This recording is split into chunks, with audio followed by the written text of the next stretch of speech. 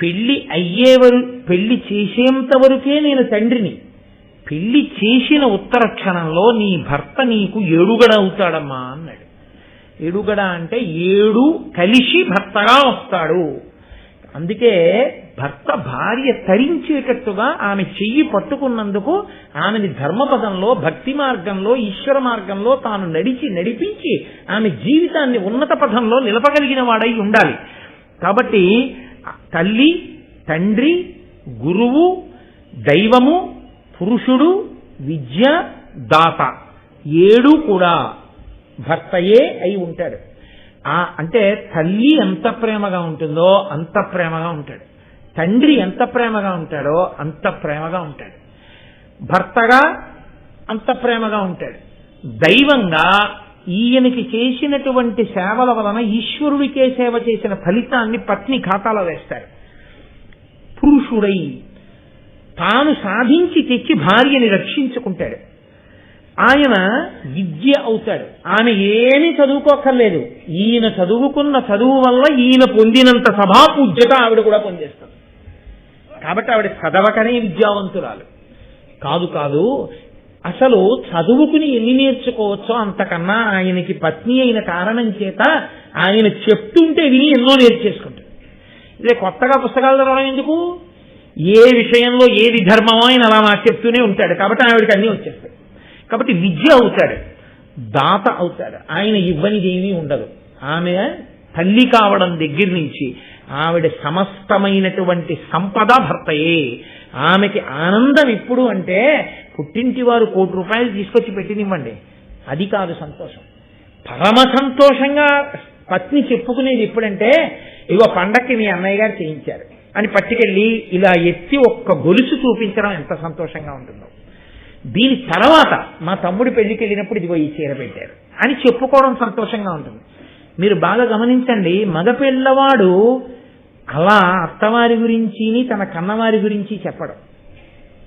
ఒక్క ఆడపిల్లే పెళ్లి అయిపోయిన తర్వాత కూడా పుట్టింటి వాళ్ళు పెట్టినటువంటి ఒక చీర, అన్నదమ్ముడు పెళ్లి అవుతూ ఉంటుంది, ఏదో పాపం ఓ 4,000 5,000 పెట్టి ఓ కంచి పట్టు చీర పెడతారు. దాన్ని ఎంతో జాగ్రత్తగా పట్టుకెళ్ళి అన్ని బట్టలు మళ్ళీ బీరువాలో పెట్టేసుకున్నా, ఇది మాత్రం పైన పెట్టేస్తుంది. భర్త ఇందుకే అది ఒకటి బయట ఉంచే ఉన్నాడు అనుకోండి, వదిన గారు వస్తారు చూపించాలి. అది ఓ వారం రోజులు అలా ఉంచి వచ్చిన వాళ్ళందరికీ మా అమ్మ నాన్నగారు వాళ్ళు మా తమ్ముడి పెళ్లికి పెట్టారు. పాపం మా నాన్నగారు ఏం చేస్తారండి, పెద్దవారు అయిపోయారు, మా అందరి పెళ్లిళ్ళు చేశారు, అయినా కూడా తమ్ముడి పెళ్లికి ఎందుకు నాన్న కూడా వినకుండా 4,000 పెట్టి పట్టుచీర పెట్టారండి అని ఎంత మురిసిపోతుందో ఆడపిల్ల. ఆడపిల్ల జీవన విధానంలో ఇద్దరినీ తరింపజేస్తుంది. ఆ అన్నదమ్ముడి పీటల మీద కూర్చుంటే ఎంత సంతోషమో, ఆ వెనకాలకి వెళ్ళి అలా కూర్చుంటారు. వాడికి ఆ బొగ్గ చుక్క పెట్టి అక్క చెల్లెలం అనిపించుకోవాలని ఎంత సంతోషం. కడంట కడాకు ఆ పిల్లాడితోటే ఉంటారు. వాడికి ఇలా గృహప్రవేశం అయితే వాడికి నీరాజనం ఇస్తారు. చెల్లెమా ఓసారి రావే అంటే చాలు ఎంత పొంగిపోతారో, మా అన్నయ్య రమ్మన్నాడు. ఆడపిల్లల ప్రేమ వేరు. నేను పరమ యథార్థం చెప్తున్నాను. నేను ఇంకొకలా కృతకంగా మాట్లాడడం నాకు చేత కాదు. నేను యథార్థమే చెప్తున్నాను. అందుకే ఆడపిల్లే, మగపిల్లాడే. ఈశ్వరుడు సృష్టిలోనే అలా ఏర్పాటు చేశాడు. వాళ్ళ మెత్తని మనసు. అందుకే వాళ్ళు ఉభయ వంశములను తరింప చేయగలరు. అంతటి మహోత్కృష్టమైన స్వరూపాలు. తల్లి లేకపోతే సృష్టి ఎక్కడుంది? భార్య లేకపోతే మనసుకి శాంతి ఎక్కడుంది? కాబట్టి ఆ కణుడు భర్త వద్దకు వెళ్ళమ్మా, ఏడుగడ భర్త. కాబట్టి చాలా కాలం సాధ్వి పుట్టింటని ఉండకూడదు, బయలుదేరమ్మా అని 2 శిష్యులు ఇచ్చాడు. బయలుదేరింది. ఆ మహానుభావుడు దుష్యంతుని యొక్క అంతఃపురానికి వెళ్ళింది. ఆయన సభ తీర్చి ఉన్నాడు. ఇది చాలా కష్టమైన విషయమే. కొడుకుని వెంట పెట్టుకుని వెళ్ళి నేనే నీ భార్యని అని చెప్పుకోవలసిన పరిస్థితి చాలా అధ్వాన్నంగా ఉంటుంది. సింహాసనంలో కూర్చున్న ప్రభు అయినా చూడగానే నువ్వా చూసావా ఎంత పొరపాటు అయిపోయిందో, ఇన్నాళ్ళు ఊరుకున్నాను, ఆవిడ్ని వెంటనే అంతఃపుర ప్రవేశం చేయించండి అన్నాడు అనుకోండి, ఆ మర్యాద వేరు. అసలు ఆయన మామూలుగా ఇలా చూస్తూ నిలబడ్డాడు అనుకోండి, ఏదో చెప్పుకోవడానికి వచ్చిన వాళ్ళ దగ్గర వినడానికి నిలబడ్డట్టు. అసలు చెప్పుకోవడం కాదు, సగం చచ్చిపోతుంది ఆ స్థితిలో కదండి. కానీ శకుంతల చాలా ధైర్యశాలి. ఆవిడ మాట్లాడగలిగింది అటువంటి దుష్యంతుడి ముందు. ఆవిడ వెళ్ళి ఆ సభలో నిలబడింది.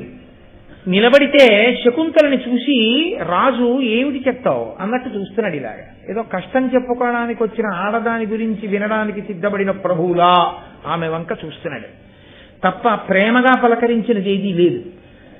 వెంటనే శకుంతలనుకుంది, గురునాశ్రమంబునను మున్నరుదుగ పతివలనగనిన అనురాగము ఆదరణము అనుగ్రహంబు కరుణయు సంభ్రమము అప్పుడు గానక ఎడలోన్. ఆశ్రమంలోకి వచ్చినప్పుడు నన్ను చూసినప్పుడు మనసులో కనపడినటువంటి కళ్ళల్లో కనపడినటువంటి అనురాగము కాని సంభ్రమము కాని సంతోషము కాని ఆ ఉత్సాహం కాని ఈయన కళ్ళల్లో కనపట్టలేదు. ఇదో అసలు నన్ను ఎవరో తెలియని దానిగా ఉన్నాడు అని వెంటనే అనుకుంది. మరచిన తలపింపనగు ఎరుగని నాడెల్లపాట ఎరిగింపనగున్. మరి ఎరిగి ఎరుగనొల్లని కరటిం తెలుపంగా కమల గర్భుని వశమే. తెలియని వాడికి చెప్పచ్చు, తెలుసున్న వాడికి గుర్తు చేయొచ్చు, తెలిసి తెలియనట్టున్న వాడికి బ్రహ్మగారు వచ్చి చెప్పినా తెలియనట్టే నటిస్తాడు. ఎందుకంటే నటించాలని నిర్ణయానికి వచ్చేసిన వాడు నాకేం తెలుసండి అంటూనే ఉంటాడు. కాబట్టి ఇప్పుడు తెలిసి తెలియనట్టు నటిస్తున్న ఈ రాజుకి చెప్పడం నాకు కాదు, బ్రహ్మగారికైనా తరమా? కాబట్టి తెలియదు అని అనడానికి సిద్ధపడుతున్నాడనడానికి ఉదాహరణ ఆయన కూర్చుని నన్ను చూస్తున్న తీరే కనిపెట్టింది ఆవిడ అని. వెంటనే రాజు వంక చూసింది. నువ్వు నన్ను పెళ్లి చేసుకున్నావు గుర్తుందా అని అనడానికి ఇప్పుడు ఒకటి అడ్డొస్తోంది. తనని గుర్తుపట్టి మాట్లాడడానికి రాజు సిద్ధంగా లేడని తెలుస్తోంది. మన ఇద్దరం పెళ్లి చేసుకున్నామంటే పెద్ద నవ్వునవి ఎప్పుడు అన్నాడు అనుకోండి, అందరూ నవ్వుతారు. అప్పుడు ఇంకా అసలు మాట్లాడదామన్న మాట కూడా రాదు.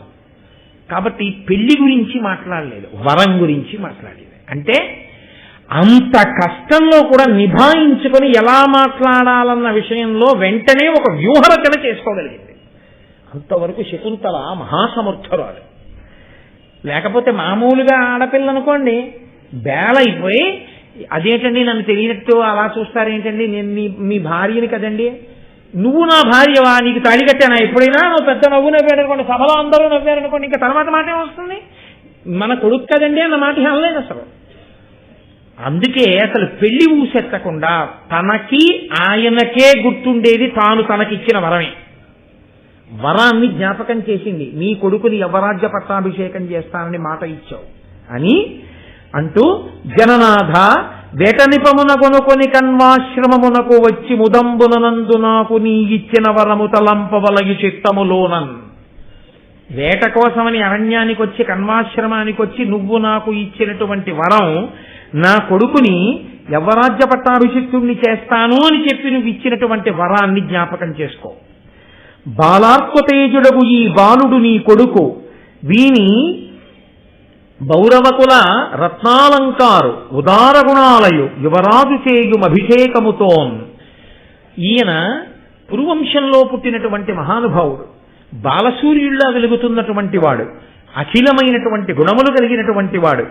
అటువంటి వాణ్ణి అభిషేకం చేసి యువరాజుగా ప్రకటించు నువ్వు ఇచ్చినటువంటి వరం మేరకు. ఇప్పుడు మిగిలినటువంటి వాళ్ళు తెల్లబోతున్నారు, అదేంటి అలా వరం ఎలా ఇచ్చాడు, ఈ పిల్లాడికి యవరాజ్య పట్టాభిషేకం ఏమిటి, అసలు ఈమె ఎవరు.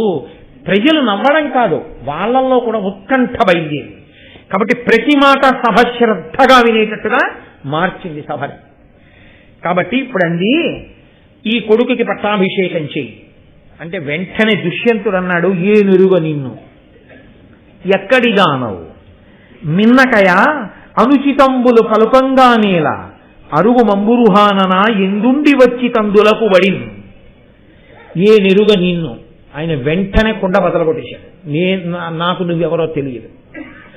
ఓ పద్మముఖి, నువ్వు ఎక్కడి నుంచి వచ్చావు, ఎందుకు అనుచితమైన మాటలు మాట్లాడతావు, ఎక్కడి నుంచి వచ్చావో అక్కడికి వెళ్ళిపో అంటే, ఈ మాట అనకుండా చూడాలని ఆవిడ ప్రసంగం మొదలుపెట్టింది. అంటాడేమోనన్న అనుమానంతో అనేసిన తర్వాత హతాశురాలైపోయి మనసు కుందిపోయి చాలా బాధ పొంది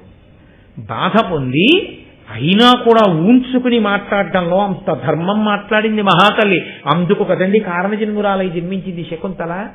ఆవిడ మాట్లాడిన మాటలు ప్రత్యేకించి లోకంలో ఎప్పటికీ సందేశాత్మకములే. సుందరకాండలో సీతమ్మ మాట్లాడినవి కాలంతో సంబంధం లేకుండా ఎలా సందేశమో, శకుంతల మాట్లాడినవి అలాగే సందేశం. ఆవిడంది, ఏల ఎరుకలేని ఇతరుల ఎట్ల నీ వెరుగుననుచు బలికె తిరిగి ఎరిగి ఏనకాని దీని ఎరుగరిందురులని తప్పబలు కనగుని ధార్మికులకు. నీకు తెలియదా రాజా వీడెవరో? నీకు తెలియదా నేనెవరో? వీళ్ళెవ్వరికీ తెలియకపోవచ్చు. నీకు తెలుసు నేనెవరో, నాకు తెలుసు నువ్వెవరో, మన ఇద్దరి మధ్య ఉన్న అనుబంధం ఏమిటో తెలుసు. తెలిసి తెలియదనడం ధార్మికుల లక్షణమా? అలా అనొచ్చా? నాకు నువ్వు తెలియవు అనొక్క మాట అనేశావు. ఈ మాట నువ్వు అన్నప్పుడు నిజంగా నేను నీకు తెలుసో తెలియదో తెలుసుకుని ఉన్నవాళ్లు కొందరున్నారు. వారు నువ్వు అబద్ధం ఆడుతున్నావని లెక్క కట్టుకుంటున్నారన్న విషయం నువ్వు తెలుసుకోవట్లేదు. ఎవరెవరికి తెలుసో తెలుసా? నీకు నాకు ఉన్న అనుబంధం. విమల యశోనిధి పురుష వృత్త విరుంగుచునుండు చూవే వేదములను పంచభూతములు ధర్మువు సంధ్యలు అంతరత్మయున్ యముడును చంద్రసూర్యులు అహంబును రాత్రియు నన్మహాసమర్ పదార్థములివియుండగా నరుడు తక్కువ నేర్చునే తను మృచిలన్. తప్పుకోగలననుకుంటున్నావేమో.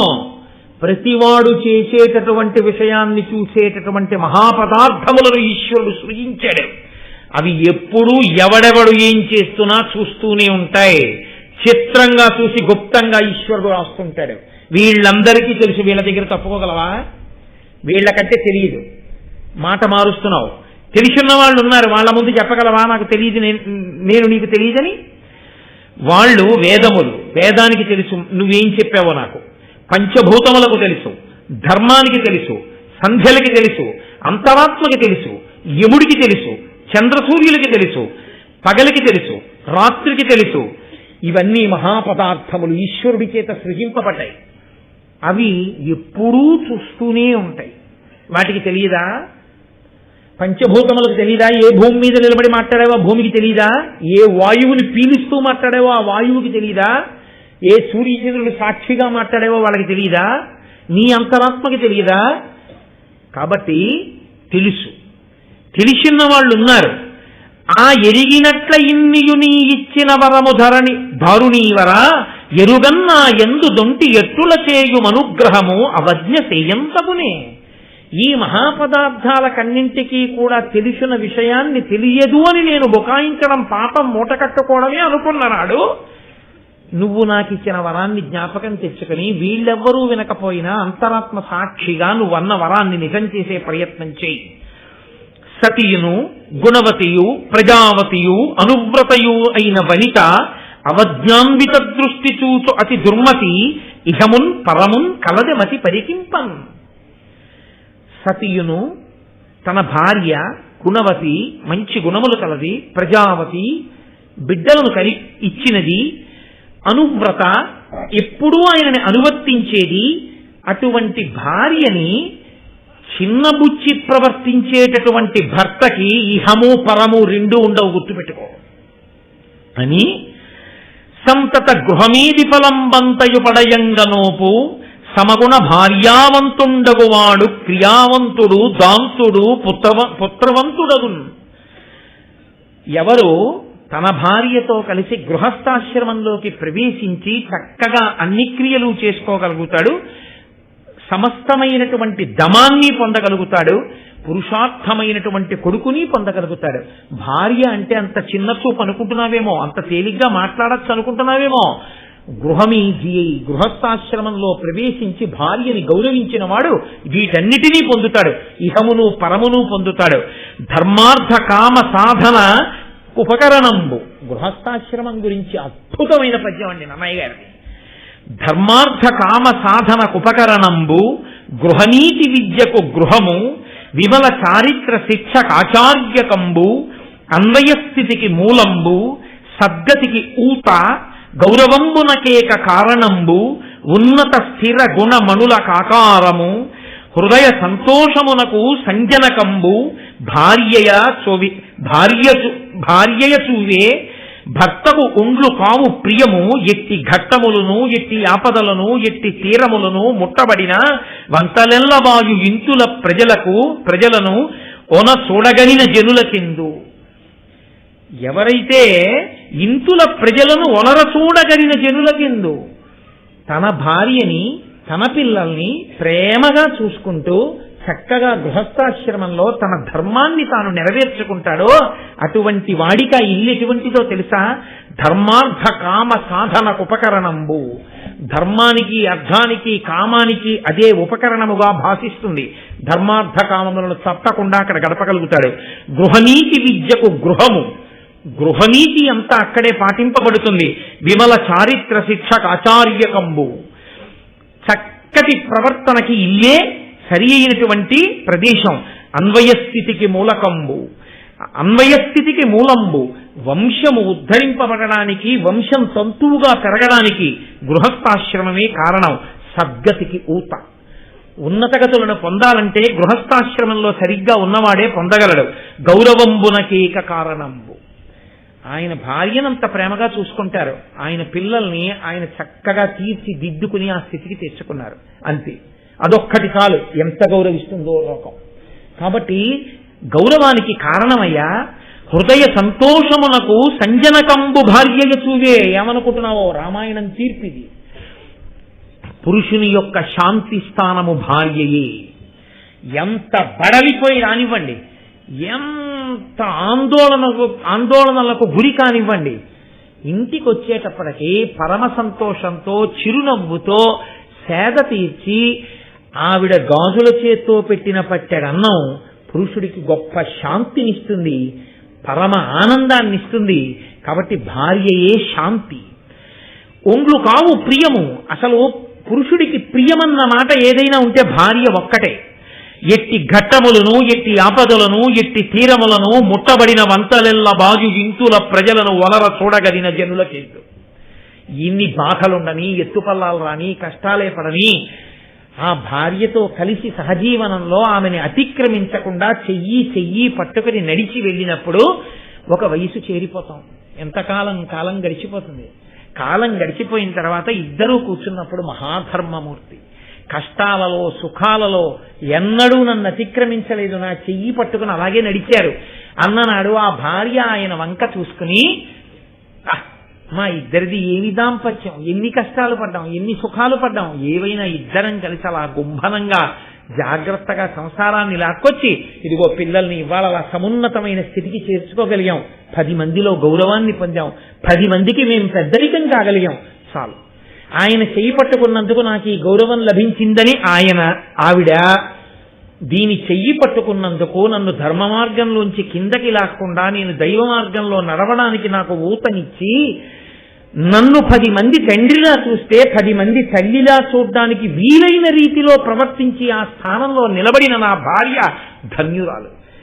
దీన్ని నాకు అప్పజెప్పి ఉపకరణంగా ఈశ్వరుడు నా జీవితాన్ని తరింపచేశాడని వృద్ధాప్యం వచ్చిన తర్వాత కూడా వేలు పట్టుకుని ఒకరినొకరు చూసుకుని సంతోషపడిపోయిన ఉన్నాయే అవి వాళ్ళ యొక్క ఆంతర జీవితములకు తీర్పు. భార్య శరీరం పడిపోయేటప్పుడు కూడా మళ్లీ జన్మంటూ ఉంటే మీకే ఇల్లాల్ని కావాలంటూ భార్య వెళ్ళిపోతే ఆ ఒక్క మాట చాలు పురుషుడి జీవితానికి కితాబ్. అలా అనిపించుకోలేకపోతే వాడు బయట ఎన్ని గొప్పలు పొందినా జీవితంలో ఏదో చాలా గొప్ప విషయాన్ని కోల్పోయిన వాడి. కాబట్టి ఎత్తులు పల్లాలు కష్టాలు సుఖాలు వీటన్నింటినీ దాటుతున్నప్పుడు పక్కన చేయూత భార్య ఒక్కతే. అటువంటి భార్యని అవమానించి నువ్వెవరో నాకు తెలియడం ధర్మం అనుకుంటున్నావా? అలా మాట్లాడచ్చా? నువ్వు ఏం మాట్లాడుతున్నావో నీకు తెలుసా? తన నీళ్లులలో నేర్పడ చూసునట్లు లోకస్తుత తత్సూను జనకుండు సూచి మహానందము పొందున దిశయ ప్రీతివేయి.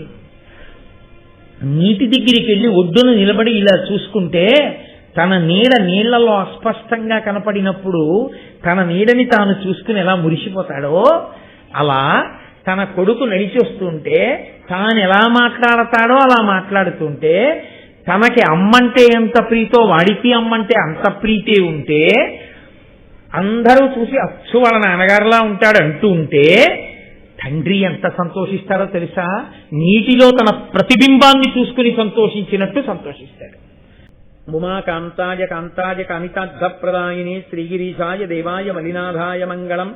కరచరణకృతం వా కర్మవాక్కాయజం వా శ్రవణనైనజం వా మనసం వాపరాధం విహితం వా సర్వమేత్తక్షమస్వ శివ శివ కరుణాబ్ధే శ్రీ మహాదేవ శంభో.